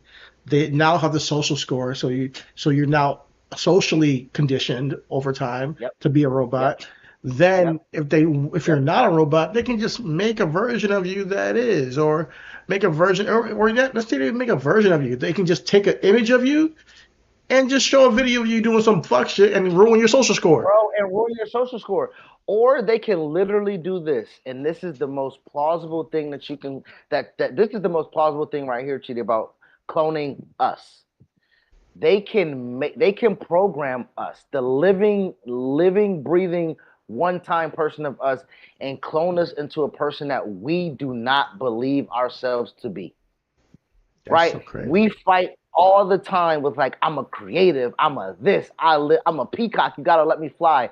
And they have cloned your, they have programmed your mind and cloned yourself into like, nope, gotta get up at 6 o'clock, gotta work from 6 to 6. And I get a 30-minute lunch break, and then I got an hour and a half drive to work. I got an hour and a half drive home. By the time I get home, I'm cloned to where I have to eat cloned food because Oh I my. can't cook real food. Or I have not to even go eat get clone food. food. Just take Ozempic because that turns off your stomach basically. And you listen. If you were to take Ozempic, you wouldn't even want to smoke weed. A dead ass. You don't like it curbs all types of habits, addictions, patterns completely. You don't have any urges at all. You don't have the urge to even have sex. That's how crazy Ozempic is becoming. So there's like little things that have been tested on people right now that I'm just like, I don't know. It just doesn't make me feel quite right. You know what I mean? So you can now. So like you saying, when we watched the movie, they cloned Tyrone. Um, you know, they they they cloned us eating the chicken. Stop eating the chicken, everybody! Stop eating the chicken. Right? You think about stuff, and bro, they cloned Tyrone came out after the Popeye's chicken sandwich, right? The pop No lie, bro. Like Nah, if it you did. like no lie, the Popeye's chicken sandwich during the pandemic, nigga. I watched they clone Tyrone, nigga, when we bought our house. That was at least a year and a half, 2 years tops. So what I'm saying is that they the way that they have conditioned us to be like, ain't no way they motherfucking making us crazy with these fucking chicken sandwich. Why they made us crazy with these motherfucking chicken sandwiches? And then you be like, nah, nigga, they ain't doing. There ain't no reason why they cloning Jamie Foxx. You know what I'm saying? And true, it's true. But I can guarantee you this: ain't nobody ever asked Jamie Foxx, where that tattoo went at the back of his head? It's gone. You seen it? I mean, I don't really pay attention to James Davidson, so I mean, but the nigga in movies and everything that he wear ain't a wig and he ain't got no hat on. So I do remember there when is makeup in movies though, in case the characters they don't but want it ain't no a big makeup in ass real hat life. too. Huh? No, I don't pay Oh, attention no, to his no, hat, no, so I don't no, know. no. Well, to your In point, movies there will be yes, makeup because the character's not gonna have that big ass tattoo, so it's not and that. that's Yeah, true. yeah. But that and to your point, that's true. And I think it's not only like little shit like that. When I sent you the video of niggas wearing silicone masks, you know what I'm saying? Like that's a version of cloning somebody or making a version of somebody that's not yourself or whatever the case may be. Like there are instances where some of these things, and let me see if I can find the video real quick because you asked me, and I just want to see where I found because I had, I every time I see some clone shit, I like it. You know what I'm saying? Because come back to it later. You know what I'm saying? Whenever I'm bored, it'll definitely fuck my algorithm up. Just You know, just type in clone shit. just type in clone. I type in cloning and then I type in real because I don't want the fake shit. Like, let me know you did Type some in real research. show me some clone shit. Let Yeah, show me some clone shit. Uh, okay. Let me see.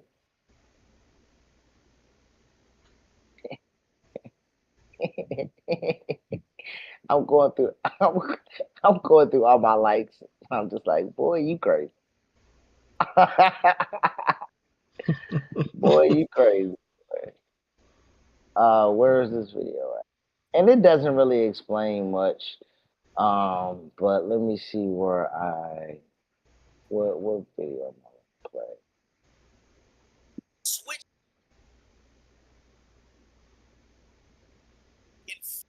And he says like, yo, bro, like I said, it's no longer nothing but spirit. Okay. Now, okay. I don't know how many people believe Orlando Brown, so I won't even go there. You know what I'm saying? If we're Orlando going Brown, down, my guy. I know we're in the conspiracy corner, but there are limits. Yeah, Orlando Brown. Orlando Not that Brown, but not that he don't be saying some shit, but after we play his video, we just gotta end the pod. I feel like it's like we just gotta. I had to. okay. So with that being said, this is the most. This is the most.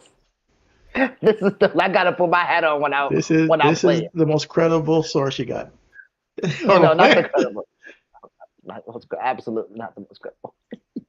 But this is what sparks me clicking on the video. This goes back to like captions, thumbnails, whatever the case may be. This what originally would get me to stop on something, and then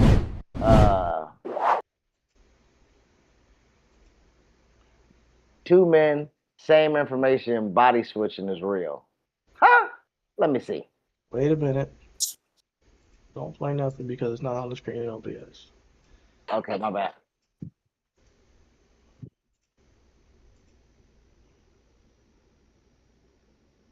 He said bodies are not being swapped, souls are being swapped. Yeah, which I'm off. I'm off of this.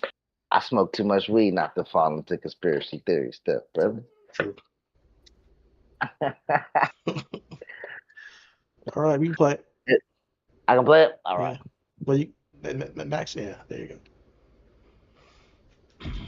All right. Ready? Yeah. Wait, hold on. Let me.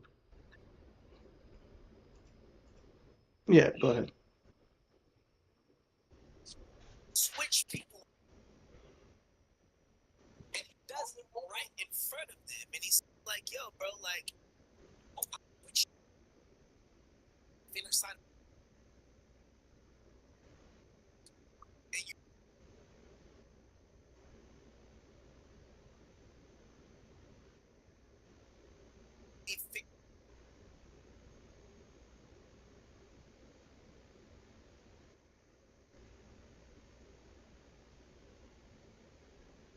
with spirit? I can. That's what. So everybody has they make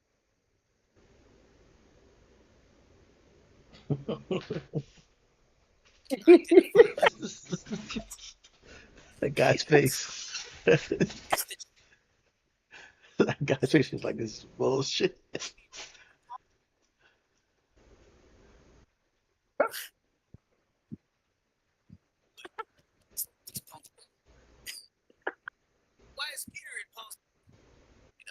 I've been going through this for a while in order to figure out and identify every soul inside of every vessel. Now, when you watch this, you can't not feel dumber. You know what I'm saying? You can't not feel dumber after motherfucker watching it. But I'll say this. I'll say this. Spirituality, man. Controlling your energy. Spirit. You know what I want you to do? Behind Her Eyes. Go watch that on Netflix. Behind Her Eyes. I don't even want to tell you what it's about. I know it's gonna be slow. And obviously it's a Europe thing, like it's in UK, but it's worth watching. You and Ivana can watch it together because it's really, really good. It's a mini series, but okay. spiritual, talking about soul swapping, and just watch that. I don't want to spoil anything for you. Watch it, please. It's really, really good. Honestly, I don't call everything a masterpiece, but by the time you get to the end of that, yeah, it's one of them of like, wow, it might have you a little shaken. Wow. Okay. I got two more videos for you of why I got two more videos. One would be one from 2001. I believe if this is documented correctly or if it's not altered. And another one would be the reason why I talked about Kevin Hart. You know what I'm Okay. saying, and how it was cloned. Because you asked me where I get it from. And it's just All right, Twitter share it. algorithm stuff. All right, here we go. Are you sharing your screen? Yeah. Is it sharing?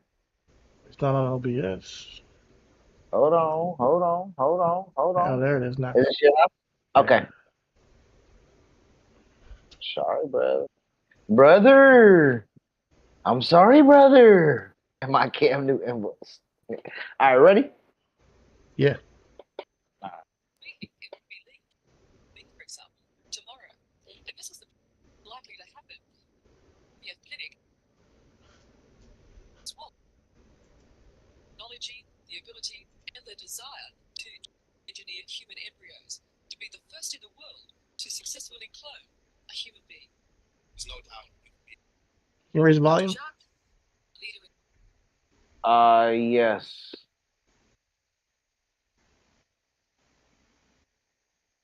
I'll see if I can raise it all the way. All right, it looked all the way. I raised us all the way. Okay. All right. Um, Dr. Jacques Cohen. I want to look this nigga up too when we done. Simply needs the approval of his clinic's ethics committee to make history. So if I had the money, you had permission, you could clone me tomorrow. I would say tomorrow.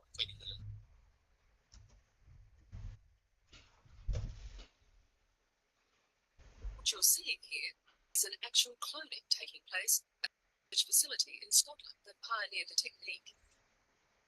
In theory, it's blindingly simple. Here, it's an animal. But just as easily, you can take a cell from a human, thread of skin will do. Then, get an egg from a female, remove the nucleus, and fuse the two with a spark of electricity. You have an embryo. Implant the embryo in a woman. Months later, you have a carbon copy of the person from whom the skin scraping was taken.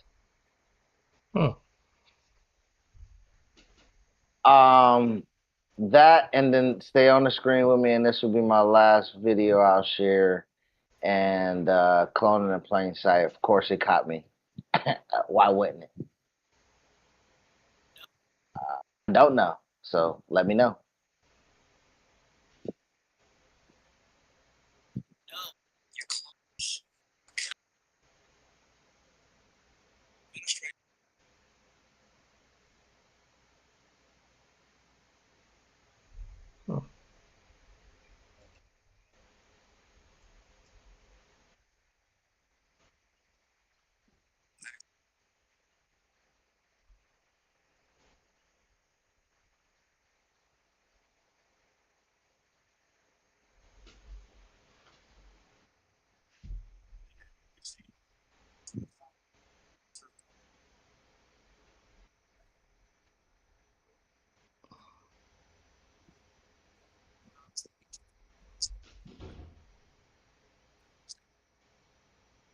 Hmm.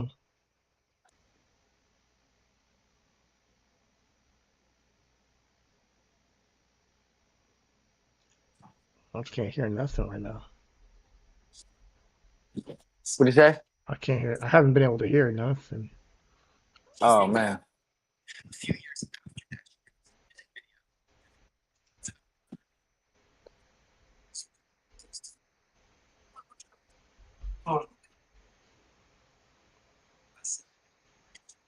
I don't think it's playing. I don't think it's playing. I haven't been able to hear. It's not playing. Oh man. It's not The playing volume. I just turned the volume on the TV. Mm-hmm. That volume is so low. I don't know if that's a setting in OBS. But that, yeah, you're right. The volume is Yeah, ultra. all these videos I haven't been able to really hear. Play Yeah. it. Play it again.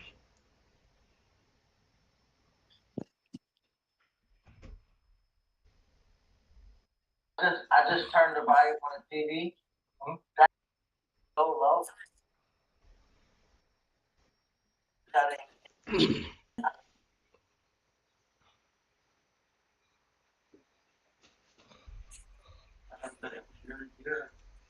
Okay. Damn. Hmm.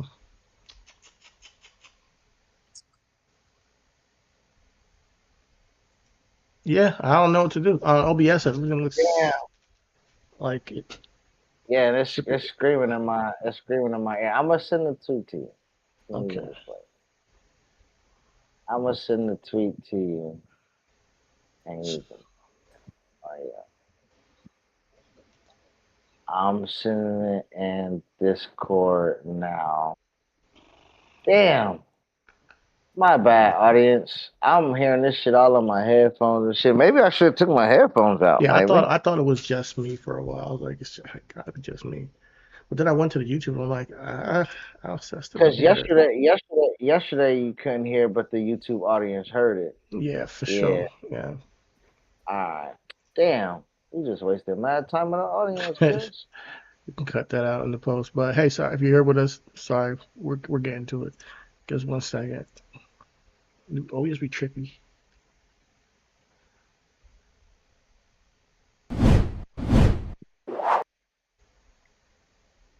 Sick and they need a new part, they take it from you. Kevin Hart's crash that... If you know, you know. You're clones.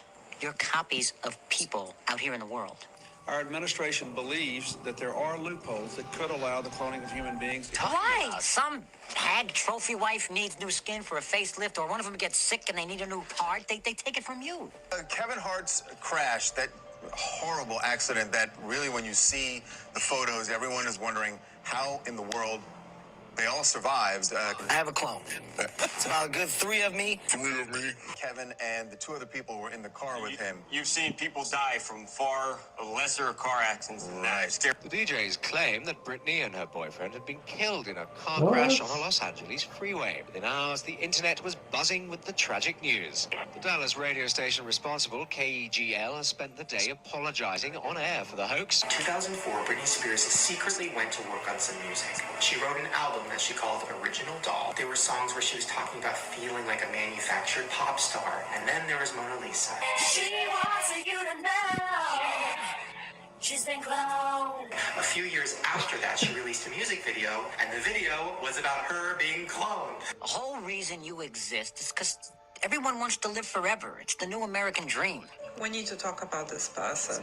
And there's people out there that are rich enough to pay anything for it. Every Kardashian has a clone stored in Calabasas. Am I a clone? How would I know if I was the clone or if I was the real one? I have a clone. It's like me versus... Whoa, wait, don't give away too much, man. Yeah, the real Kodak is locked up still. The real Kodak is in an island. It's on an island somewhere. I know I'm a clone. Bro, you're a clone. I'm a third gen. I have a clone for music. I have a clone for film. I have a clone for my personal life. I have a clone for my family life as well. So that's how it gets done. I can say clone. I want to say clone. All right, so there's like a clone. I think you have to. I think you like have to. They kill you if you try to walk away, and they clone you. Sir. Sir. I have never seen anything like this before. Once again, it's clones here outside of J-Lo Park. Ain't that you, Tyrone? I mean, they do put the truth in movies, but it's just a theory, right?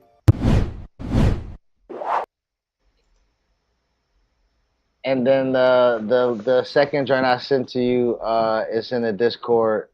It's the one that was a little bit more, I guess, I don't know if it's fact based. I have to do my research on it, but it was another video that I sent you that was kind of the same thing. And I know you laughing because it doesn't meet the no, pass the test.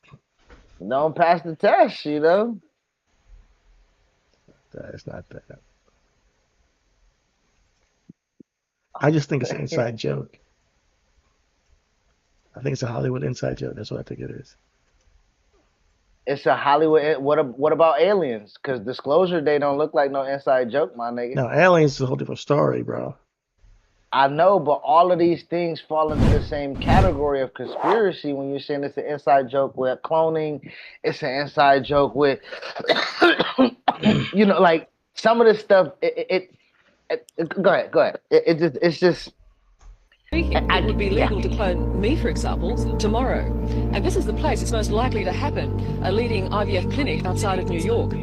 Behind those walls, there are people with the technology, the ability, and the desire to genetically engineer human embryos, to be the first in the world to successfully clone a human being. There's no doubt that human beings will be cloned. Dr. Jacques Cohen, a leader in his field, simply needs the approval of his clinic's ethics committee to make history. So if I had the money, you had the permission, you could clone me tomorrow. Well, I wouldn't say tomorrow. It'll take a year or two. We could clone you probably within 2 years. What you're seeing here is an actual cloning taking place at the research facility in Scotland that pioneered the technique. In theory, it's blindingly simple. Here, it's an animal, but just as easily, you can take a cell from a human, a scraping of skin will do. Then, get an egg from a female, remove the nucleus and fuse the two with a spark of electricity. And ta-da, you have an embryo. Implant the embryo in a woman, and 9 months later, you have a carbon copy of the person from whom the skin scraping was taken. Would it still be a carbon copy if it goes into the woman's embryo, though? That's what I want to know. Because wouldn't her DNA also be included? No, I'm not too sure. Okay. I'm not, because I know when people are surrogates, She's just a vessel. Yeah. She's just a vessel. Okay. You know what I'm saying? Yeah. This is IVF, IVF. It's IVF. Yeah. Virtual fertilization. So yeah, okay. And to the point, the nonchalantness of the doctor. Now, he granted it shows that he wasn't able to do it. Yeah, he was like, 2 years. I can. I'll be able to do it 2 years. But the real reason, to the point, back to your thing of why it was. He's sitting back like this. And they like, yeah, we cloning niggas. The reason why they said it would never really be able to be done realistically is because it's unethical. And I'm like, well, what's unethical about it? It's just a risk like any other scientific experimentation, right? Like they're like, so what would be unethical when you've already done the length of knowing that you can do it, already done the length of knowing that you can do it with a living, breathing mammal? Like, what makes it and I think Tom Brady just did it for his dead dog. Like you can bring. I'm saying, really? Like shit. Are we looking up everything else, nigga? I think so.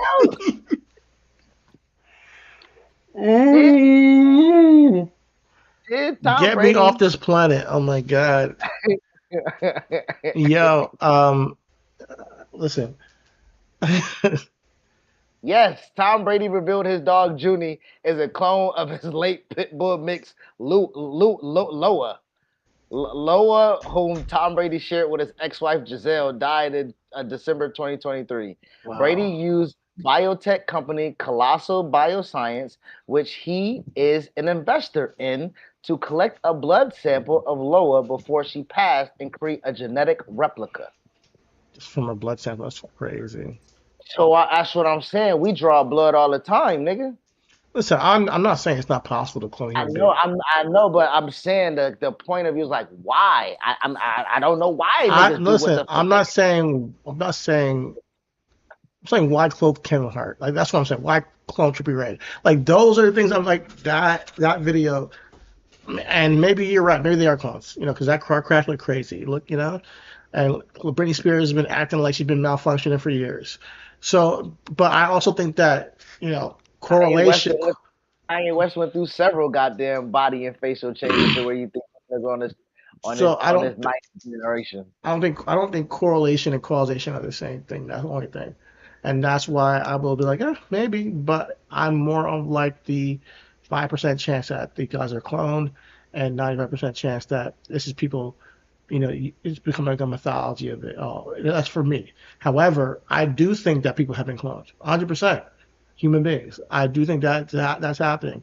I don't think that it's like celebrities, but I think it's happening. I think that it's unethical because you're playing God. It's unethical because it becomes a moral thing of like Now, quick question: why not celebrities? I'm sorry. Like you said, I think people have been closed, but not celebrities. Like, what would be the distinction? And the only reason I'm asking you that is because as we were talking earlier about living as a hologram or whatever case, a projection. Like sometimes if I was that lady and I had the money, I'm not gonna lie to you, Chidi. I need two of me.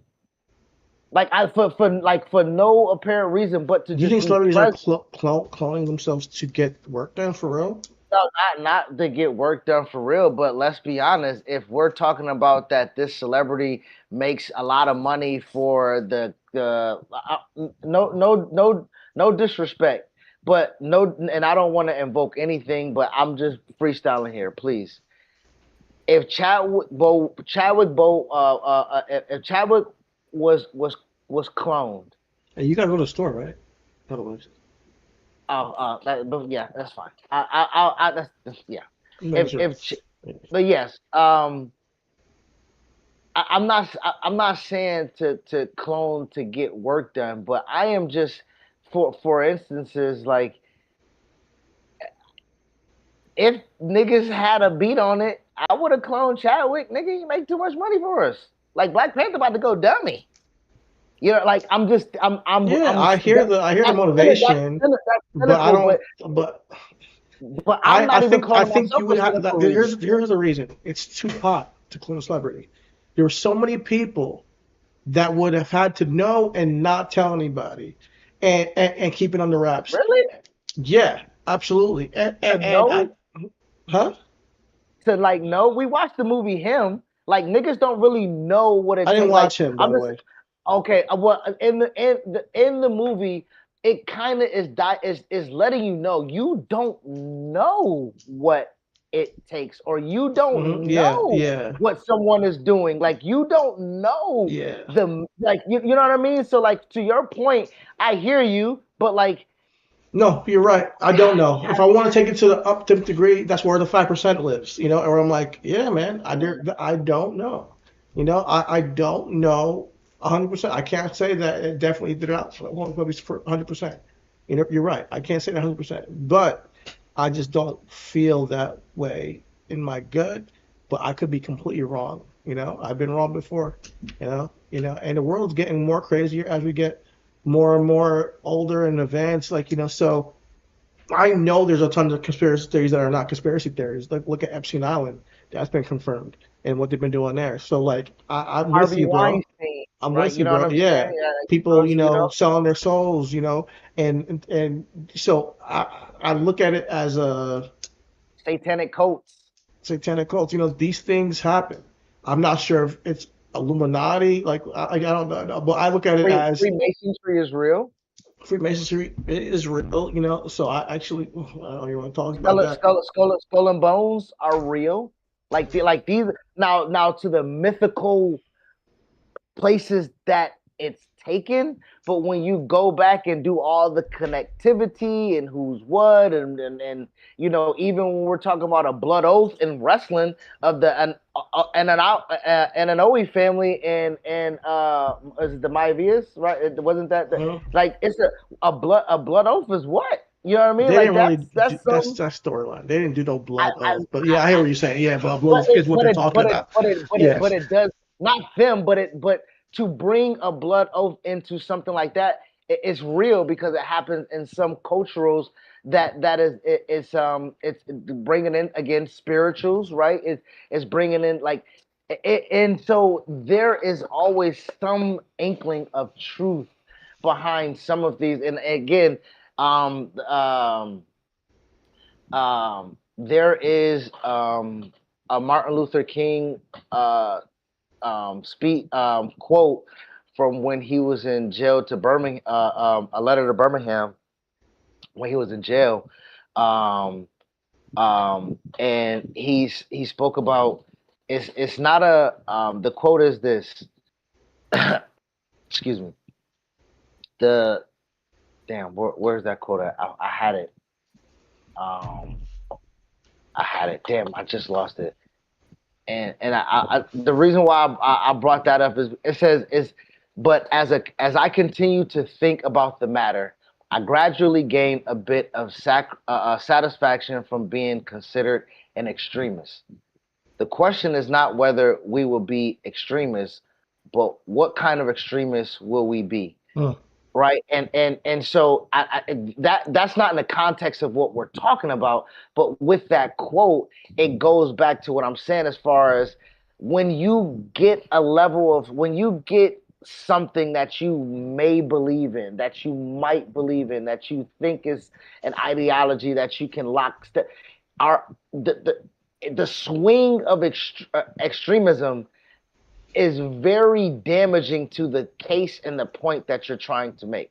So for me, trying to bring you on board about cloning, I instantaneously turned you off by talking about cloning celebrities because you like, nigga, what the fuck I care about clones? I don't even think that, like, you know what I mean? Like, but now we're breaking it down and I'm like, nigga, they cloning somebody. And you're like, yeah, they could be cloning somebody. I'm like, no, like, let's stop there. Cloning people. Like, they can read brain I waves. think that, like, that's if we're talking about cloning, period, that's what I was trying to get to, is just like, because the all for the celebrity thing. The reason why you say, oh, well, why is it unethical, is because you're creating a human body, a human life, and who's responsible for that life? And what are you going to use that life for? You know, that who's the parent? Like, who's going to be taking care of this child? Who are you going to harvest organs from this child? Like, are you going to use it for sex trafficking? Like, that's where cloning can go. And it's a human body with a spirit. Even though they're not the original copy, it's a whole nother human body with a spirit and a life that, you know, could be used in the most nefarious ways and devious ways. When you got somebody like Elon Musk who's become a trillionaire, which is unfathomable and sickening that that's even possible in this world. This is where we go with these circumstances, because it is possible that they will do these things, and for the worst type of reasons. You know, you could genetically modifying, just do all these experiments on them. You could, you know, start injecting them with all types of viruses or steroids, you know, and just do a bunch of tests on them. Like, it gets sick, you know, when you start to think of why it's unethical, you know, because there are bad people and mad scientists that will, you know, be and getting paid. Oh yeah, I will pay you $1 billion to do this work for me. What if a guy like, yo, clone me a copy of whoever to be my slave? Like, this is what we're getting to, you know. Well, I mean, yeah, I mean and no one will ever know. I'm Elon Musk. I could put this person in my freaking dungeon, or I can make a whole separate house on another island where I have a whole bunch of clones just working for me, and they have no idea what real life is. Like, it can go deep when you really think about what's possible. But that clone is not a person. It is. It's a person. If you're doing it through IVF like that, it's a person. It's not like if you're creating like an AI robot version, that's debatable. That's so. Okay, so we got two conversations, right? If we are considering cloning humans, AI. I think we're talking about cloning the DNA of human and cloning the consciousness of a human. They're two different things. But those are two different things, yes. But I think how we ended up connecting them is with the Bluetooth conversation of like, because if you clone a person and then you're using like data collected sound waves to, again, the memory of a scientist. But right? can you put brainwaves into somebody's head of that a human being? No, but you can put it into a robot. You can put it into a software. You can't unless you have the Neuralink, and maybe that's what's gonna be the thing that connects it to a human body. So my mind is going different places. Now, are both of them unethical to you? Because I believe taking my ideas and putting them into a robot is unethical. Yeah. Creating another person of me that doesn't have a consciousness of me, I don't know if that's and to your point. So you mean if I take your DNA and create another Chris? Yeah. That's a human being. Even if there's twins, that's a real thing. Identical twins happen, right? And they're both people, and they both have different separate lives. They might not even have the same personality. But you can't be like, oh, well, there's extra words in the view. I'm not gonna take the other one. Just do whatever I want to it. No, it's a human being. We got an extra copy. Like, let's harvest it for organs. It's like spare parts. Spare tire. What the fuck? I got two 1970 and that's where they're already commodifying the human being and the life essence of human beings already. So we're going down a dark lane if we continue to go this path. I don't even like take my mind there because it gets dark. It's the reason why I'm bringing this up to you as if it's already happening is the reason why I use celebrities for it to be easy, because they are a commodity. A celebrity that generates revenue for a company who doesn't see that as a human being, when we're literally just talking about the rights of writers and actors, and they had to go on strike, and it was like, yeah, we'll sign that deal, but we're about to fire every fucking human that was associated with you, like the visual artists. Like, they don't see these people as people. They see these people as commodities.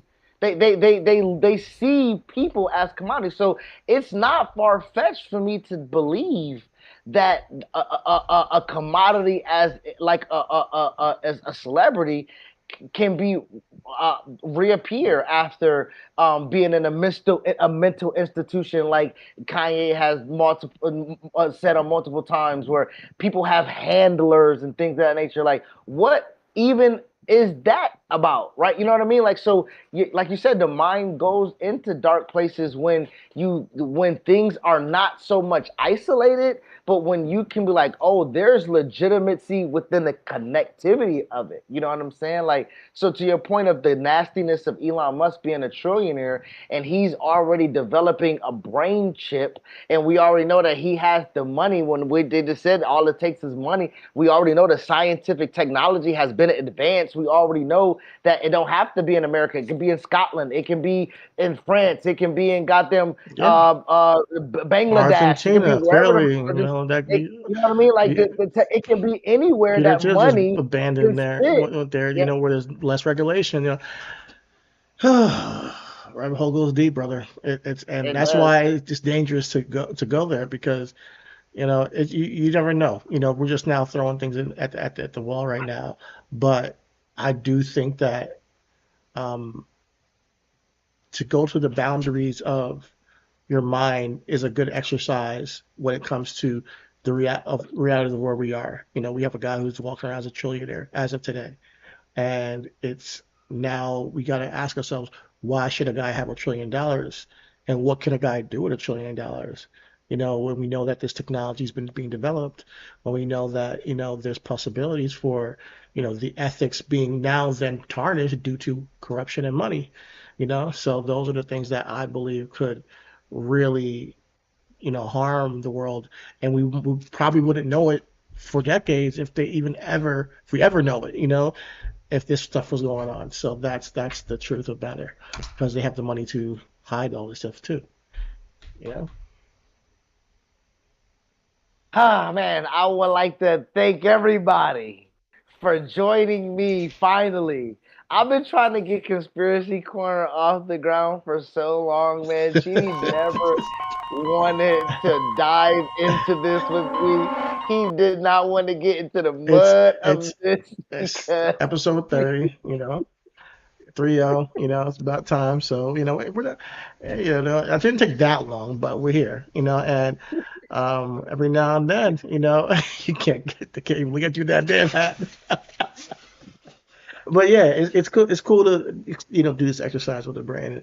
But yeah, but at the same time, bringing it back to the first conversation, now I have to go back into my laser focus of the now and control what I control. And I want y'all to too. As you do, you explore all options of conspiracy theories. Then you got to come back to your real life and be like, all right, boom. Yep. You can't control what you can't control. Like even if the stuff was going on, so don't let them drive you crazy. Because what's right now is all you got. So do what's best for you in the now. And with that being said, I guess we can wrap this up.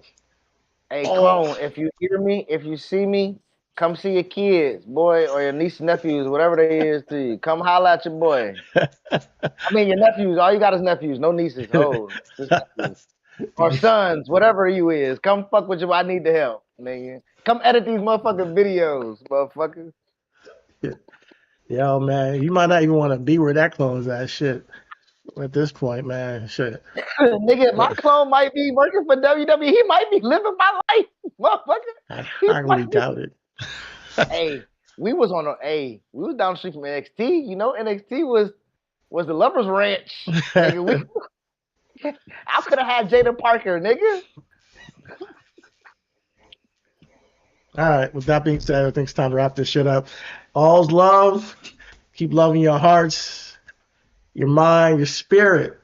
Because Lord knows we all need it, And thank you for joining us on Everything Is, where we talk about everything that matters. We are the Zeitgeist. We are the culture. We'll see you next week. We got a weekend. But we will be giving you daily content as we always do. Please like, subscribe, and we'll see y'all next week. Peace. Follow. Yes, peace.